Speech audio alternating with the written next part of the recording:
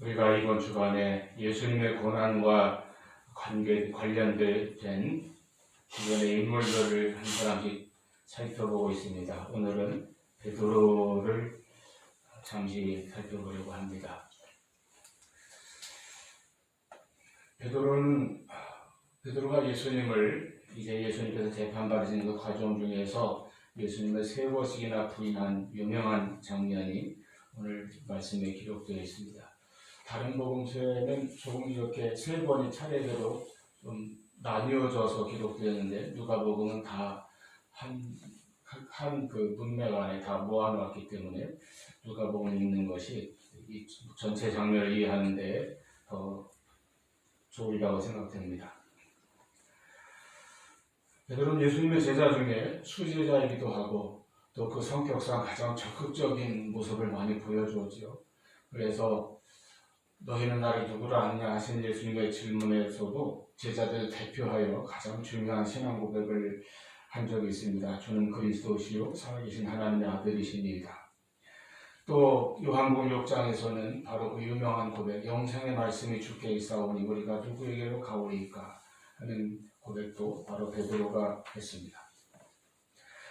그는 나중에 예수님의 그 인자의 고난을, 장차 받으실 고난을 예고하시는 가운데에 내가 잡혀갈 때에 너희들이 다 나를 버리고 뿔뿔이 흩어지리라 하시는 말씀을 할 때에 그는 예수님 앞에서 아주 호언장담을 하였습니다.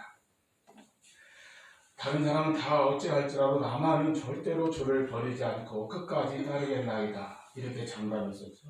그렇지만은 그는 결국 그 현장에서 예수님의 말씀대로 3번씩이나 다른 사람들의 그 지적하는 말에 대해서 부인하는 그런 모습을 결국 보이고 말았습니다. 오늘은 우리가 이와 같은 베드로의 모습을 보면서 베드로의 그 실패에 대해서 그리고 그가 어떻게 해서 그 실패에도 불구하고 다시 회복되어 주님의 제자로 그리고 교회의 사도로 쓰임을 받게 되었는가 하는 것을 살펴보고 있습니다. 베드로가 실패했던 원인으로 저는 첫째는 자기 자신을 지나치게 믿고 의지하고 내세웠다고 하는 것을 생각해 봅니다. 마태복음 26장에 보면은 예수님께서 그와 같은 예고를 하셨을 때 제자들에게 너희들이 다 나를 버리고 뿔뿔이 흩어지리라 하실 때 33절에 베드로가 대답하여 이르되 모두 주를 버릴지라도 나는 결코 버리지 않겠나이다. 그래서 34절에 예수께서 이르시되 내가 진실로 내게 이르노니 오늘 밤 닭 울기 전에 내가 3번 나를 부인하리라 이렇게 말씀하시는데도 35절에 베드로가 이르되 내가 주와 함께 죽을지언정 주를 부인하지 않겠나이다 이렇게 대답을 합니다.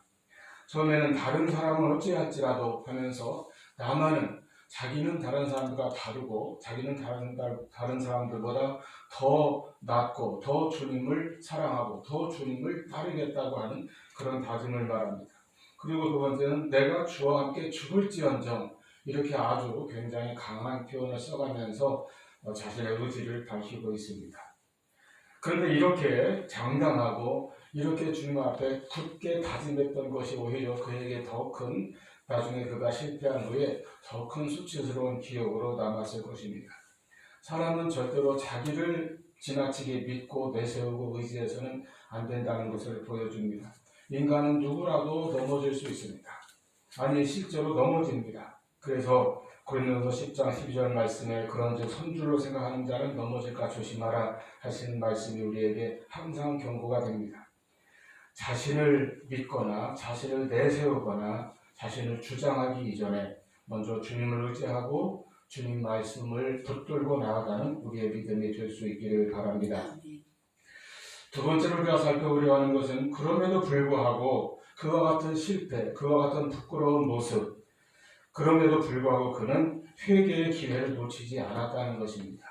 그가 결국 3번씩이나 그 자리에서 주님을 부인했을 때에 주님께서 예고하셨던 대로 3번째 부인이 끝나자마자 닭 우는 소리가 들렸습니다. 주님께서 그를 돌아보시고 곧 닭 우는 소리가 들렸습니다. 그때에 그는 주님께서 하셨던 말씀이 기억나서 밖에 나와서 심히 통곡하며 울었습니다. 성경에는 그냥 울었더라 짧게 요약해서 함축적으로 표현했지만 거기에 베드로의 온전한 참회, 온전한 고백, 온전한 회개가 있었습니다. 하고는 소리에도 주님의 말씀을 깨닫고 자신을 돌이켜 회개했다고 하는 것입니다.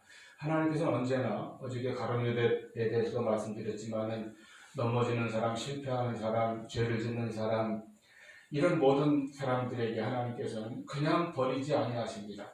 반드시 회개의 기회를 주시고 또는 깨닫게 하시고 또는 그를 지적하시고 때로는 책망하시고 때로는 일깨워 주십니다. 그때에 돌이켜 주님 앞에 나오는 것이 바로 회개입니다. 회개는 돌아선다는 말입니다. 내가 지난 날의 모습에서 돌아서는 것입니다. 세상을 향하던 방향에서 주님께로 돌이키는 것입니다. 아버지를 멀리 떠났던 탕자가 일어나서 아버지께로 돌아오는 것처럼 내 삶을 주님께로 돌리는 것이 바로 회개입니다. 이렇게 그가 회개의 기회를 놓치지 않았을 때에 그에게는 다시 회복의 은혜가 임했던 것입니다. 세 번째로 베드로는 누구보다도 예수님을 뜨겁게 사랑하였습니다. 그가 이렇게 세 번씩이나 주님을 부인하였던 것은 그의 평생에 지울 수 없는 깊은 상처가 되었을 것이고 누구 앞에서도 고개를 들지 못하는 그런 수치스러운 기억으로 그를 괴롭혔을 것입니다. 그런데 부활하신 예수님께서 요한복음 21장에서 디베라 바닷가에서 그를 다시 만나셨을 때에 그에게 물으십니다. 네가 나를 요한의 아들 시몬아 네가 나를 사랑하느냐. 예수님은 한 번도 내가 어찌하여 그렇게 나를 부인하였느냐 모른다 하였느냐 심지어 저주까지 하면서 그렇게 강하게 나를 부인하였느냐 이렇게 추궁하거나 책망하지 않으셨습니다. 네가 그렇게 큰 소리 치더니 너의 모습이 어떠니지 하면서 저를 조롱하거나 비웃지도 않으셨습니다. 그냥 한마디 물으셨어요. 네가 나를 사랑하느냐. 예수님께서 찾으시는 것은 진정한 사랑입니다. 그때 베드로도 그 온전한 한마디로 대답하였습니다. 주님 그러하나이다. 내가 주님을 사랑하는 줄 주님께서 아시나이다. 그때 주님께서 다른 말씀 하지 아니하시고 이르시되 내 양을 먹이라. 그 자리에서 베드로에게 놀라운 사도의 사명, 교회의 지도자로서의 사명, 목양자로서의 사명을 그에게 주셨다고 하는 것입니다. 예수님께서 바라시는 것은 주님을 사랑하는 이 마음 하나면은 충분하다고 하는 것이죠. 우리 각자 나에게 지난날 어떤 허물이 있고 실패가 있었을지라도 주님께서는 우리를 다시 부르시고 다시 찾아오시고 우리에게 다시 물으시기를 내가 나를 사랑하느냐.